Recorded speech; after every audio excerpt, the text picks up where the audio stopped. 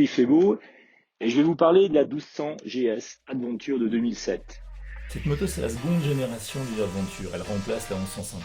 Bon, on retrouve évidemment les spécificités techniques de la 1200 GS, c'est comme le fameux Flat Twin qui abaisse le centre de gravité, c'est vraiment sympa. Et le télélever et le paralever qui fait de cette moto une moto beaucoup plus facile et saine. Bon, globalement, les versions Adventure sont des versions plutôt taillées pour le off-road, avec un plus gros réservoir, 33 litres, offrant plus d'autonomie. Pour une autonomie théorique de 750 km, mais comptez plutôt entre 500 et 600.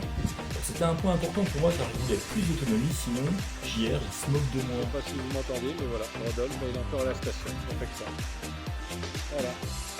Avec des parcs artères tubulaires protégeant le réservoir, et puis des parts cylindres également avec des petites protections d'alu qui protègent les couvre-culasse. Bon, moi j'ai ajouté des petits sacs histoire d'amortir la moto en cas de chute. C'est des petits sacs de chez Wunderlich.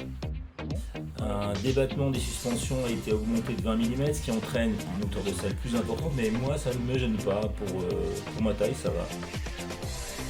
Les roues également sont des roues à rayons, croisées tubeless, sur lesquelles moi j'ai fait monter des Anaki Adventure. Ce sont des 80-20 et j'en avais donc sur mon Africa et j'ai trouvé sympa, à part le petit bruit à 90-100, sinon c'est du tout bon. Une bulle plus enveloppante avec des déflecteurs. Alors en plus de ces équipements de série, BM propose une quantité d'options avec un catalogue d'époque. Voilà les options choisies par le précédent propriétaire à l'achat de la machine. Les poignées chauffantes, les clignotants blancs, le porte-valise pour les valises en alu plus les valises en alu, le top caisse et son support en alu également, les sacs intérieurs et extérieurs qui sont étanches et que l'on peut fixer également sur les valises, la sacoche de réservoir, deux prises 12 volts, une sur le déflecteur gauche et une sous la selle permettant de brancher des accessoires comme gilet chauffant, etc. J'allais oublier des anti-brouillards avec l'interrupteur au milieu du guidon. Alors le bouton de droite, ça coupe l'alimentation du GPS. Je l'ai ensuite accessorisé avec selon mon utilisation mise en vie. Alors j'ai mis un cruise control de chez Wunderlich. Et j'ai changé de support GPS pour un support GPS BM pour fixer mon TomTom ou alors un support téléphone de chez AliExpress.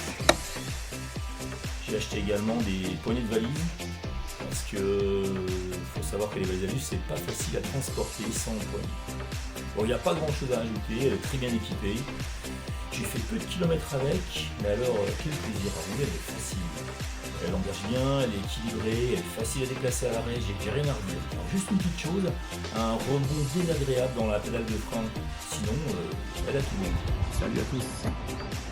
C'est une blague? Ah, mais tu te prends pour un youtubeur? Bon, t'arrêtes tout de suite ça. Hein. Non mais à 50 ans,